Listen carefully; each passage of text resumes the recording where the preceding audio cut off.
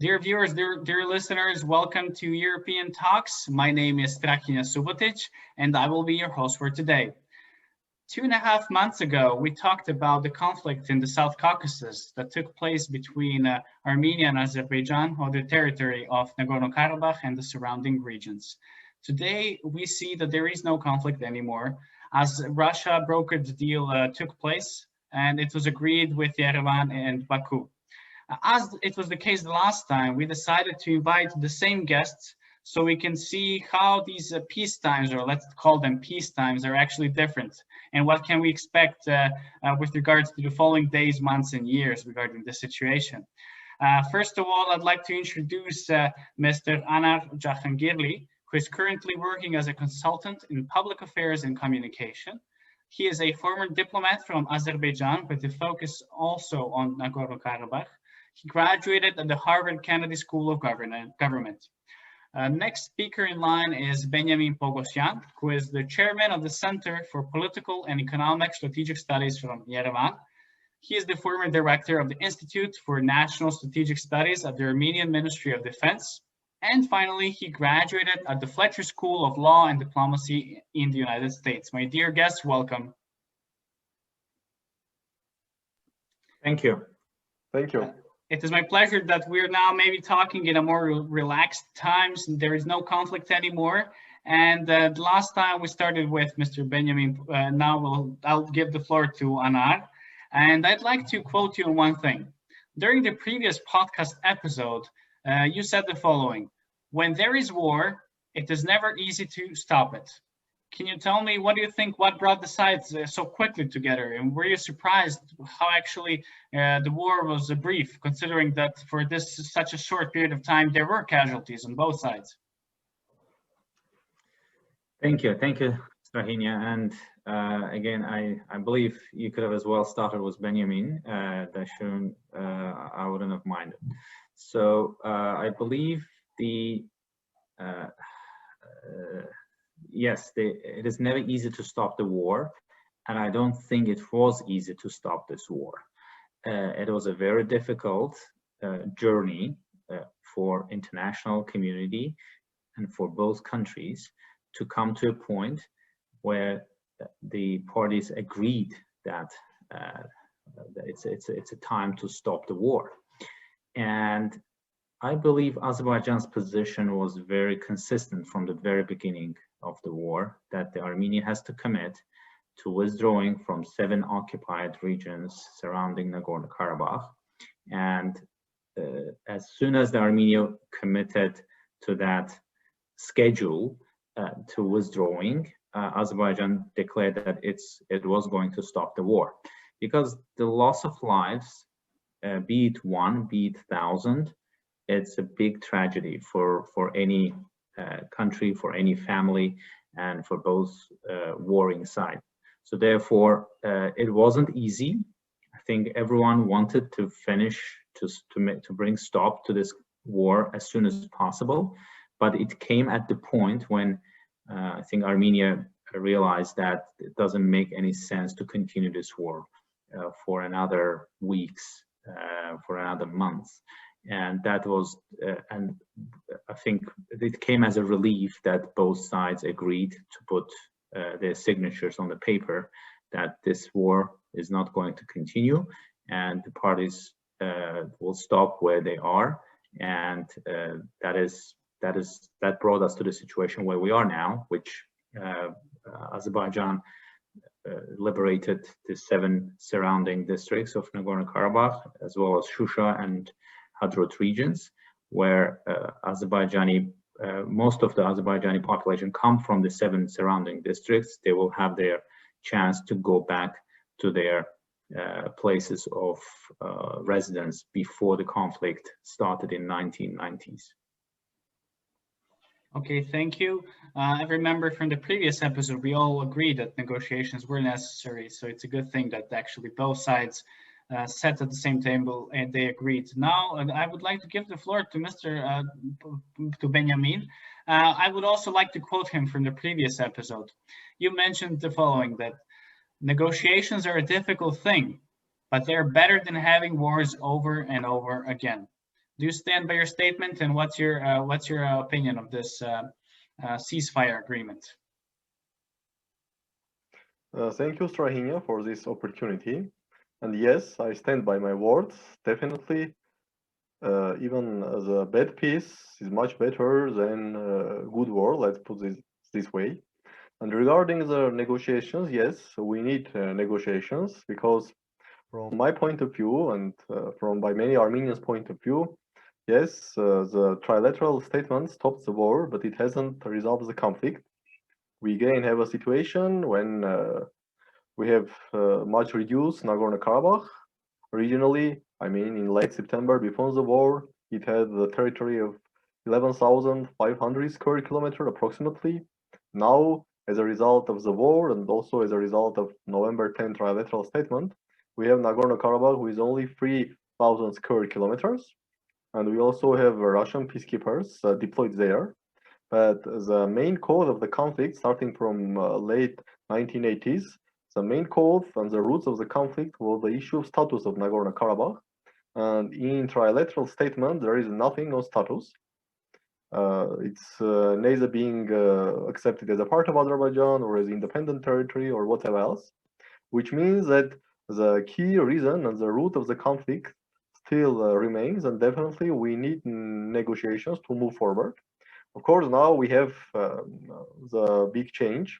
We have the Russian peacekeepers or Russian troops deployed in the region because in the period of 26 years, 1994, 2020, the ceasefire was held based on some balance of power between Armenia and Azerbaijan. There was no peacekeepers, no foreign troops.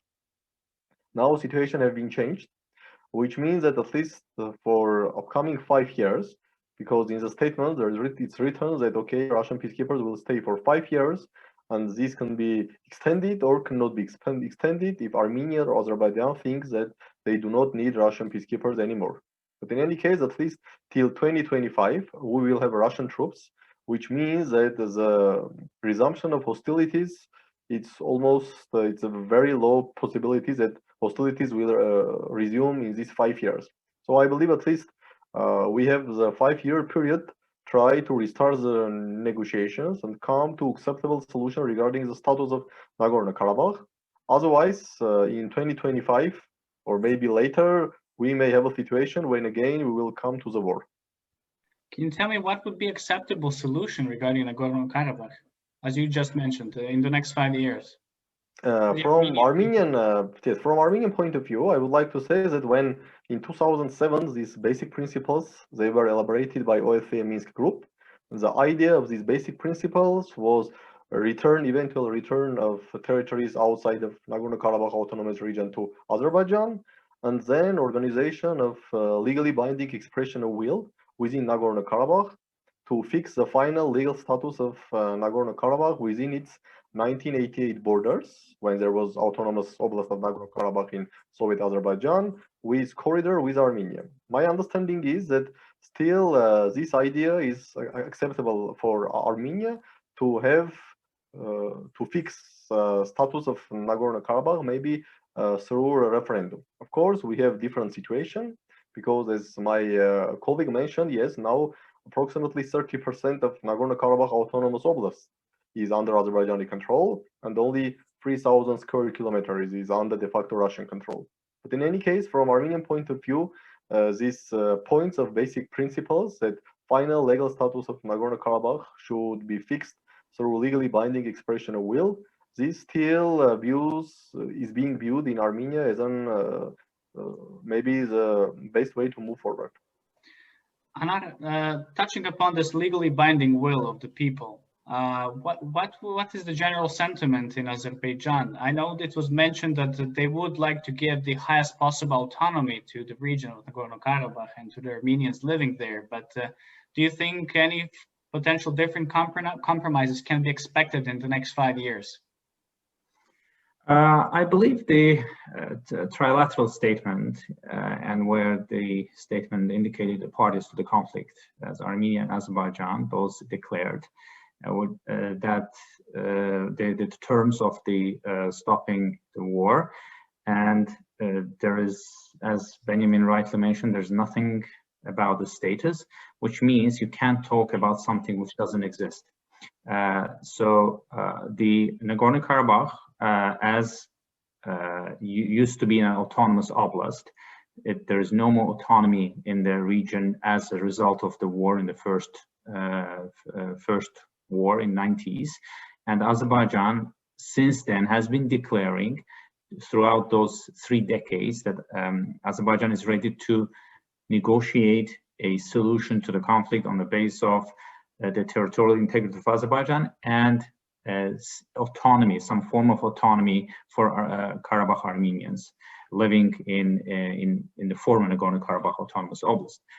At this moment, Azerbaijan has declared, and during the war, actually, the president of Azerbaijan declared many times that Nagorno-Karabakh Armenians will be protected, and we're treating them as the citizens of Azerbaijan. Their rights and their safety and their security will be protected by Azerbaijan state, and that is the position that Azerbaijan has maintained steadily since the start of war, and that is the position that Azerbaijan is declaring right now. So in Azerbaijani society, as we and also in the government, what we see as a prevailing opinion is that the coexistence between Azerbaijanis and Armenians, so Azerbaijanis who will return to their places of residence within the former Nagorno-Karabakh Autonomous Oblast.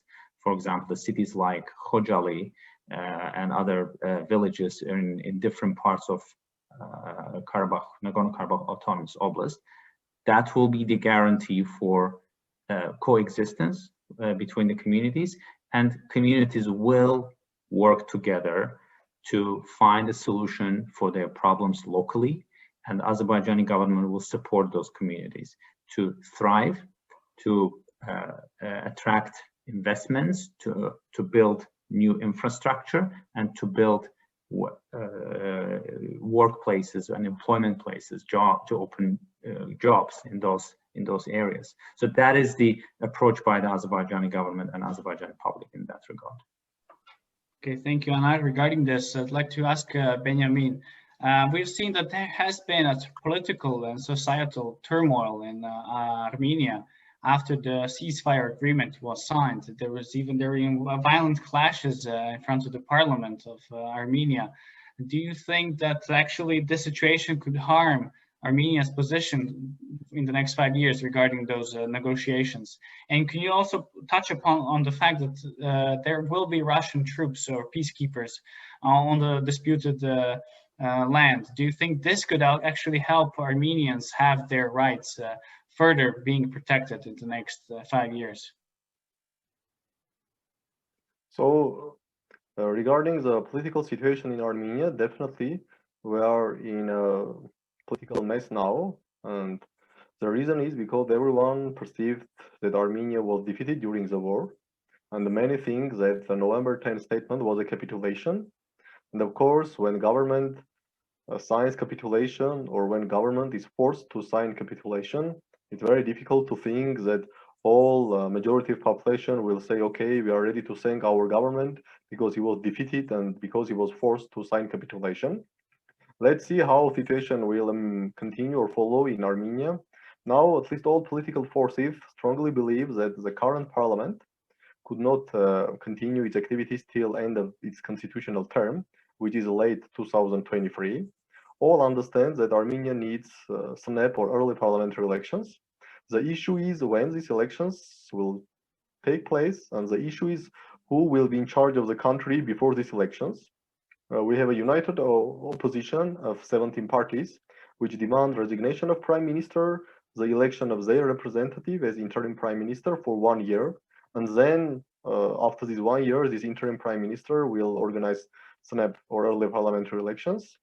We have other people who think that Pashinyan should resign, but because MyStep, this ruling coalition, has approximately 2/3 majority in parliament, this MyStep coalition should choose another prime minister, but from its own ranks. And this new interim prime minister, which still will represent the MyStep ruling coalition, he will steer the country until the snap parliamentary elections. And also the prime minister himself, he thinks that he should keep his position at least for coming 6 months. He published a roadmap telling that, okay, I will be in charge of the government at least till May, June 2021, and then maybe early elections will be organized. But both before the early elections and during the early elections, the current prime minister will be in charge of the country. Now it's very difficult to say which model will win or which option will become the reality, but all understand that Armenia needs early or snap parliamentary elections somewhere in 2021. This is the situation. And regarding the Armenia's position in negotiations, of course, now there could be no real negotiations in this political turmoil. I need that any real negotiation can start when after the early parliamentary elections, new majority will be formed, which will have the mandate of the people. And this new majority and this new prime minister, or maybe it will be against Nikol Pashinyan if his party wins, he can start the negotiations having the new mandate from the people.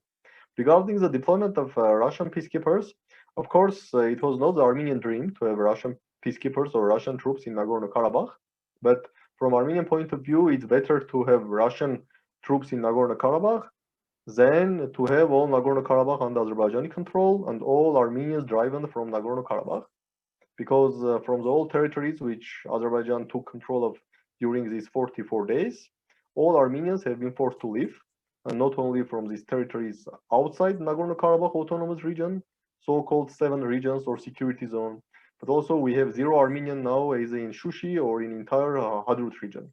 So again, Armenians were not happy to see Russian troops. We would prefer the situation when Armenia itself would be able to keep the status quo until the negotiated solution. But let's put this way, is existence or presence of Russian troops is worse than, for example, what we have situation before the war, but is better than to have all Nagorno-Karabakh under Azerbaijani control and all Armenians being forced to leave from Nagorno-Karabakh. This is Armenia's perception. As we now touched upon strongly on Russia, I would like to ask Anar on Azerbaijani's view of geopolitics. I've read on a couple of places and I've talked to some friends and they told me that even Azerbaijani people, they're not even too happy to have Russians on the territory. So can you tell me what's your take and what's the take of the Azerbaijani people of the changing geopolitics in the South Caucasus region? So let's start from Russia, but also we can move the discussion towards Turkey as it goes on. Very good question. I believe no country in the world would wish to see any foreign troops present in that country. So no people would welcome unless it is absolutely necessary.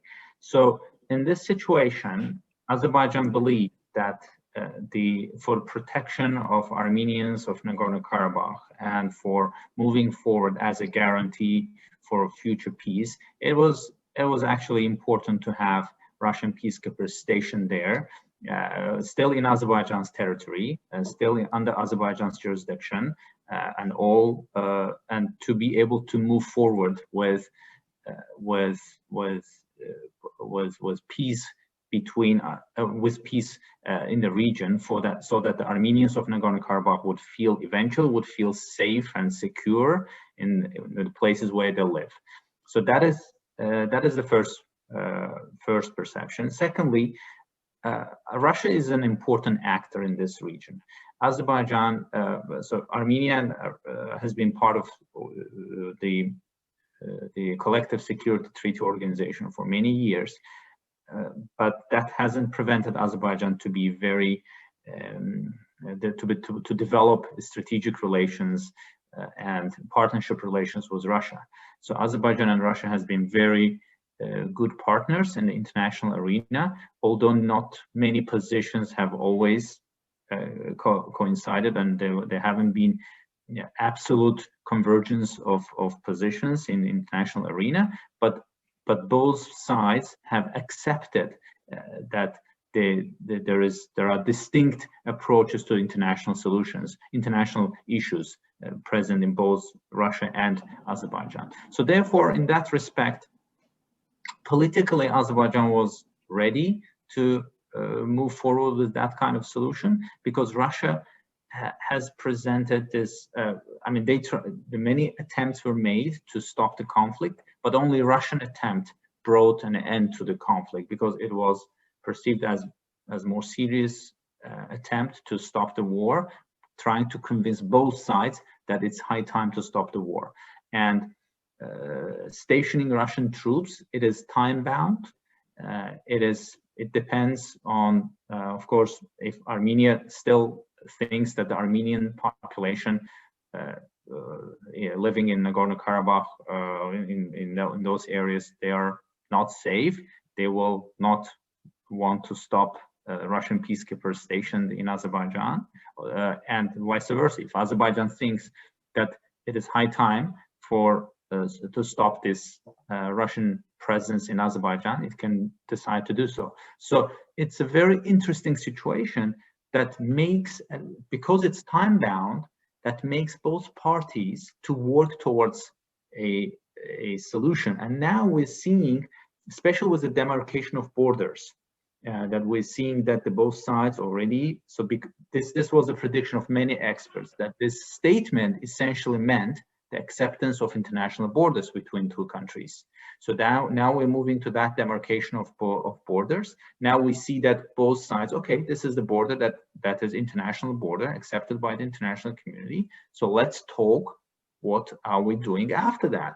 After we have the border in place, we'll talk about the communications, opening up trade relations, opening up the visits. So all these, we have 5 years ahead of us, and it's a lot of time to give right messages to communities, to peoples, to both countries, and to start working together for lasting peace. For Azerbaijan, the war has stopped, and there is no intention to continue this war further on. Azerbaijan has no territorial claims towards Armenia. Quite the contrary, weak Armenia in this situation is bad for the region, is not a good trading partner, is not a good security partner. Armenia in chaos is bad for everyone in the region. So there needs to be you don't want your neighbor to be a mess. So we need to have a credible partner on the other side so that we can sit and talk what we can do further. Thank you very much. I'd like to also touch upon the EU, for example. We did talk a lot about Russia, and we can all agree that Russia has actually increased its leverage, at least in the next 5 years. But what about the EU? It has also France, who is chairing also the Minsk group. Benjamin, can you tell us your view of France's position during this conflict and of the EU? Previously, we did mention in previous episode that some EU member states were active, but that the EU as a whole, it was a bit passive. Do you still think this was the case, and that this will be the case in the next, for example, 5 years? What are your expectations? First of all, let's remember that the European Union was not member of OSCE Minsk group, I mean as an organization. Yes, individual EU member states, they were members of OSCE Minsk group. We know that France is co-chair. Also, we know that Germany, Italy, and some other EU member states are the member of OSCE Minsk group, but not the EU as an organization. Right. Regarding the position of France, France was active in criticizing Turkey's involvement in the Nagorno-Karabakh war and criticizing Turkey's efforts to deploy the mercenaries from Syria in the Nagorno-Karabakh war zone. We heard several statements from President of France and also France's Minister of Foreign Affairs, and also France made some efforts to reach the ceasefire on October 17, when the original ceasefire agreement signed in Moscow, it was immediately violated. The second attempt was done by France and by some personal efforts by President Macron. But unfortunately, this ceasefire also didn't held only for some hours. But France was yet active. He was criticizing Turkey's involvement, and he was criticizing deployment of Syrian mercenaries in the conflict zone. The European Union as an organization, he wasn't active. Yes, we saw some calls from Josep Borrell, for example, to Armenian and Azerbaijani foreign ministers, calls to stop hostilities. But these were only some neutral calls, and At least from Armenian perspective, there was a perception in Armenia that the European Union is a union which is based on values, so which we hear all the time, starting from 1993, 1994, when Armenia started its interaction with the European Union. We always have been told that the European Union is a union based on values, and many people thought in Armenia that yes, European Union is not a military organization, so European Union has zero chances to be militarily involved in this conflict, but at least European Union could raise its voice against mass violations of international humanitarian law. But unfortunately, we didn't hear any such statement from European Union. Now only EU is speaking about the necessity to have some international investigation, but let's see what how this calls will materialize or not. And I believe that the European Union now can be involved in post-war reconstruction. Again, I'm not speaking about post-conflict, because at least from Armenian point of view, conflict has not been solved.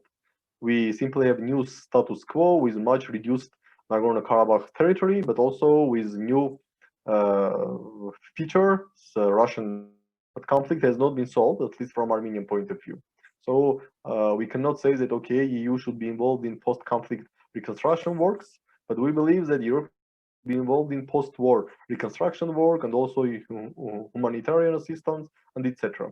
But besides that, I don't see, at least now, that the European Union can play any meaningful role in triggering the further negotiations with OSCE and Minsk Group. And my understanding is that Azerbaijan believes that Minsk Group has lost its credibility. We all saw the meeting of two co-chairmen of OSCE and Minsk Group, co-chairs of France and the United States, with President Aliyev in Baku, when President Aliyev overtly stated that he didn't invite them and he didn't want to see them. At least in Armenia, we understood this as a clear message that Azerbaijan didn't want to see the continuation of OSCE and Minsk Group, and Azerbaijan has no intention to continue negotiations to reach to solve the status issue of Nagorno-Karabakh. But again, if you come back to the European Union position, I believe that neither during the war nor after the war, European Union had or will have any active involvement besides some humanitarian assistance or humanitarian activities. Thank you very much. Anar, do you have the same or maybe different position on the EU? Yes, I actually would like to also allude to a question that to the part of the question that you asked, but I didn't have a chance to respond regarding the role of Turkey that my colleague Benyamin also alluded to. The Turkish role in the conflict, as perceived in Azerbaijan, was purely political and moral support. Turkey didn't participate in any military activities in Azerbaijan on Azerbaijan's side. Of course, Azerbaijan as an independent country is free to purchase any weaponry from anywhere it wants, and actually Serbia is one of them, that Azerbaijan's military industrial partners. And Turkey's role, again, that is widely overstated in many by the experts, especially in Armenia, that Benjamin has just mentioned about the deploying of mercenaries, which we fail to see any credible evidence of the presence of those mercenaries or Turkish soldiers for that, for the record. I mean, there hasn't been no credible evidence to prove that. And also when Macron mentioned and called to parties to stop the conflict, and yes, he made political statements pressured by the Armenian diaspora, which is very, very strong in France. But also we have to remember Macron's statement, which was widely distributed in social media, when he was asked by a group of people that why France didn't intervene in the conflict between Armenia and Azerbaijan. And he openly said that Nagorno-Karabakh and 7 adjacent districts are the international recognized territories of Azerbaijan, and France has no right to intervene because it's an independent country and the war has been going on within the international borders of Azerbaijan. And Turkey here played a role. Perhaps we should show, as experts, we should show more appreciation to Armenians' feelings about Turkey. Maybe there hasn't been an acknowledgement of those feelings. So this is something that has to be mentioned, that Armenia has special feelings, whatever, when it comes to Turkey, which is rightly so. I mean, there are legitimate reasons for that. But in this specific instance, Turkey's role was merely reduced to being a very vocal and moral support and political support for Azerbaijan. From the international legal point of view, that is, again, both Armenia and Azerbaijan, they are free to choose their partners in that respect.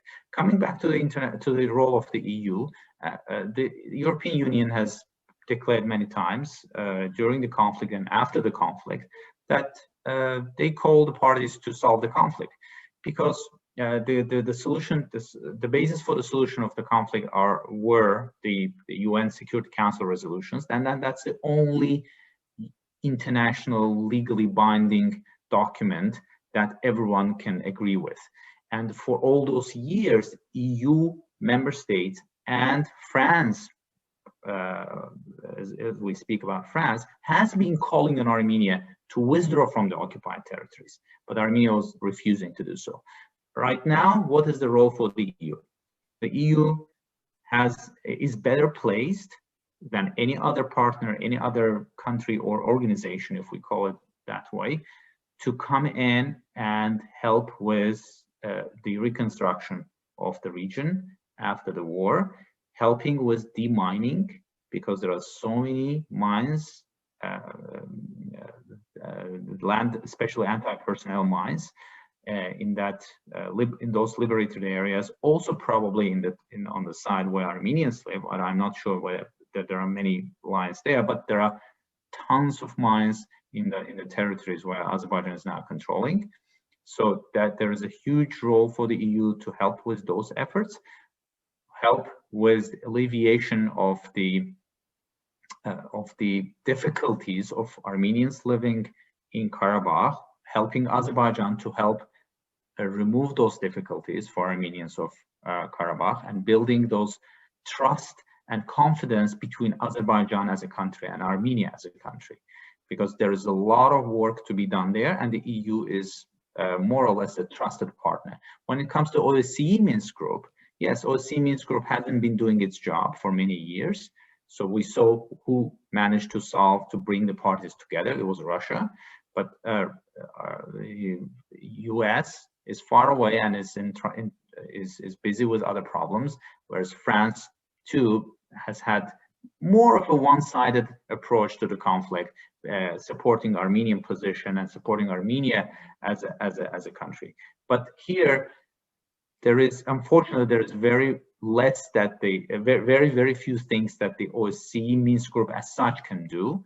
I think it's up to Azerbaijan and Armenia bilaterally to solve any differences in their relations. Thank you very much. We're approaching the deadline. We need to finish this episode. It was really interesting hearing both sides. As previous episode, I think this one is also as good. I would like to say that it seems that we can agree that the EU has some kind of role to play in the post-conflict development of the region. So we here issue a call and statement to those EU policymakers listening to this podcast that they're invited to help in economic and peace development in the region. So finally, I would like to ask Benjamin and then you, Anar, if you can make a 30-second or 1-minute statement to the other side of the conflict. How can you reassure them that the next 5 years could possibly lead to a peaceful negotiation and potentially to the end of the many-year-long conflict in the region? So Benjamin, you have the floor.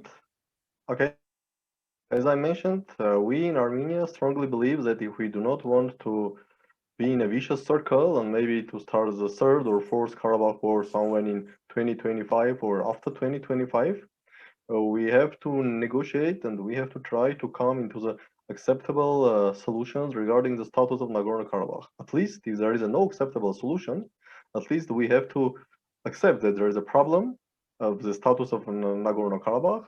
We may agree that this problem cannot be solved for coming 5 years, but at least we have to accept that there is such a problem. If we will say that, okay, there is no such a problem, there is no status of Nagorno-Karabakh, and simply Armenians of Nagorno-Karabakh will have Azerbaijani citizenship and live happily in Azerbaijan, I'm afraid this will not bring us closer to the peace. Thank you very much. Anar, you have the final word. There is a lot of opportunities to talk about trade, investments, and transportation, energy, and communications. I think these are the things that Azerbaijan has declared that it wants to talk about, how we can bring prosperity to the region, how we can bring prosperity to both peoples of Azerbaijan and Armenia, and have cross-border cooperation and visits and building transportation lines and building communication lines. So that is something that we have to concentrate in the next 5 years, so that the trust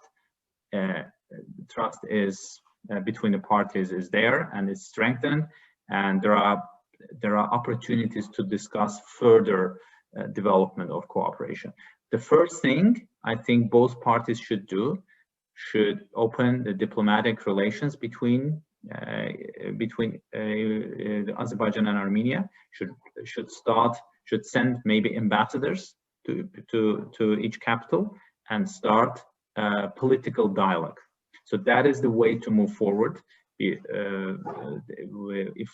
both sides agree on that, that would be a huge breakthrough. We're expecting breakthroughs in the next 5 years. And my dear guests, thank you once again for talking to us at the European Policy Center. So this has been a second episode in a row. I hope that we'll have an opportunity to talk again about this issue, hopefully in even better context. I also thank our dear listeners for tuning in and for patiently following us. We hope that they'll stay in touch with the following episodes we have in the future. Thank you all. Goodbye. Thank you. Thank you.